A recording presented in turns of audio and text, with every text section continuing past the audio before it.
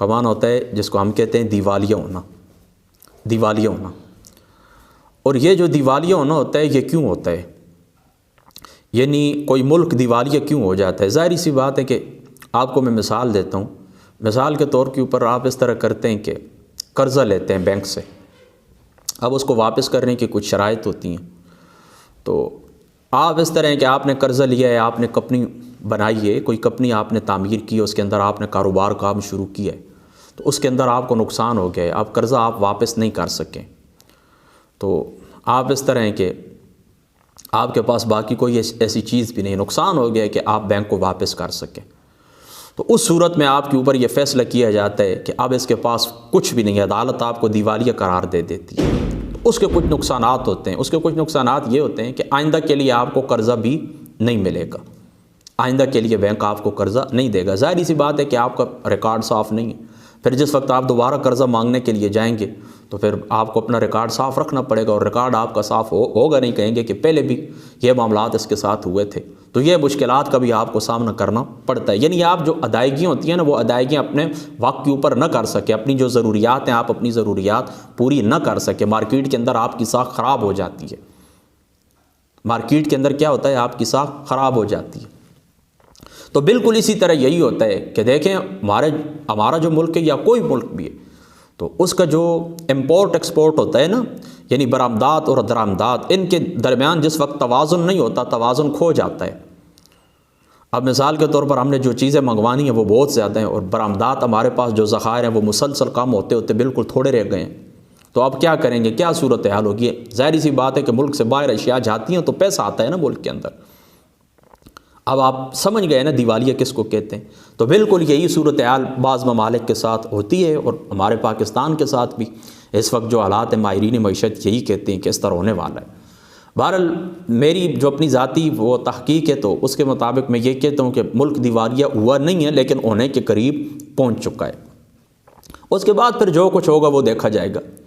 بہرحال یہ افسوس کی کوئی بات نہیں ہے، افسوس کی بات یہ ہے کہ جو فطری قوانین ہوتے ہیں ان قوانین کے مطابق ہمارا ملک ڈیفالٹ نہیں ہوا۔ یعنی دیکھیں اللہ تعالیٰ کی طرف سے کوئی عذاب آ جاتا ہے، سیلاب آ جاتا ہے، کوئی زلزلہ آ جاتا ہے، اسی طریقے سے نیک نیتی کے ساتھ ہم کوئی پروجیکٹ شروع کرتے ہیں تو وہ پروجیکٹ، اس پروجیکٹ کے اندر ہمیں نقصان ہو جاتا ہے تو ملک پیچھے چلا جاتا ہے، ہم قرضے ادا نہیں کر سکتے۔ تو اس طرح کے معاملات جو ہوتے ہیں، تو اگر اس طرح ہو جائے، ملک ڈیفالٹ کر جائے، تو پھر نیک نیت جو حکمران ہوتے ہیں وہ پھر کوشش کرتے ہیں، نئے سرے سے سٹرگل کرتے ہیں، عوام کو اپنے حکمرانوں کے اوپر اعتماد ہوتا ہے، اور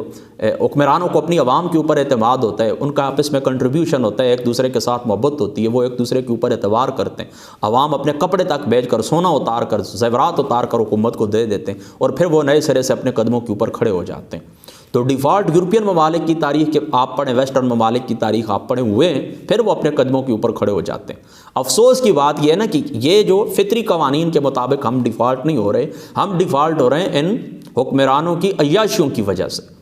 حکمرانوں کی بےایمانیوں کی وجہ سے،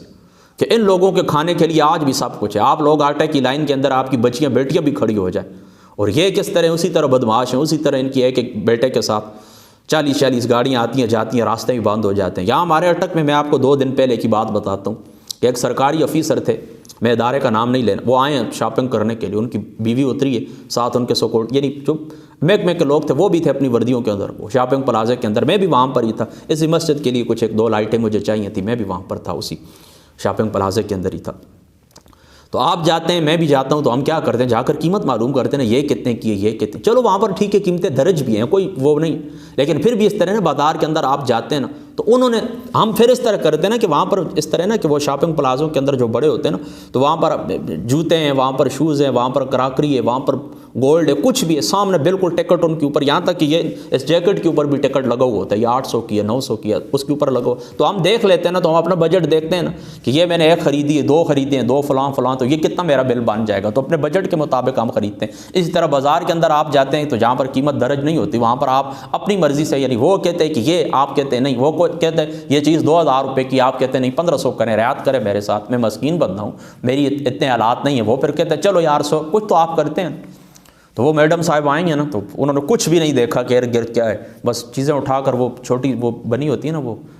کیا ہوتی ہیں، وہ سائیکلیں سی بنی ہوتی ہیں، نیچے چھوٹے چھوٹے ویل ہوتے ہیں،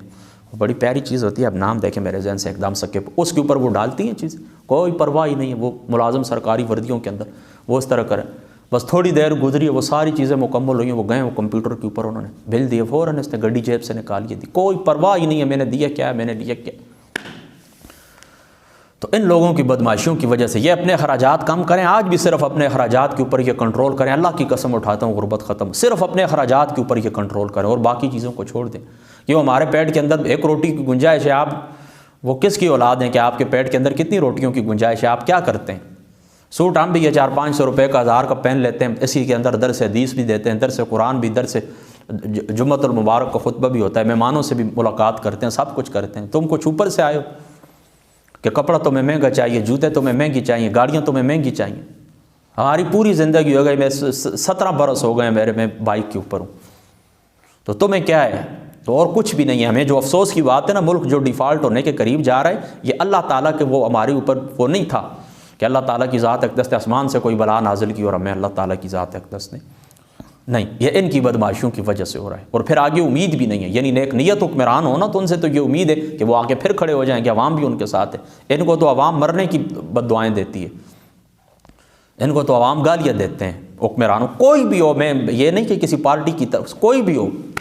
آج بھی میں اللہ کے گھر کے اندر بیٹھا ہوں، اللہ کی قسم اٹھاتا ہوں، خدا کے گھر کے اندر ابھی مجھے خبر ملے نا کہ سارے حکمران اکٹھے ایک دم بیٹیوں بچوں سمیت مار گئے، میرے دل سے ایک دفعہ بھی ان کے لیے انا للہ و انا الیہ راجعون یا ان کے لیے استغفار کی دعا نہیں نکلے گی۔ چلو انا للہ تو بندہ پڑھ ہی جاتا ہے، کوئی چیز کھو جائے تو اللہ کی طرف تو جانا ہی ہے، سب نے ہے تو سب کچھ اللہ کا ہی، لیکن ان کے لیے میں نہیں کہ اللہ جی ان کو بخش، اور یہ نہیں کہ میں کچھ یہ اندر دل ہی نہیں کرتا، میرا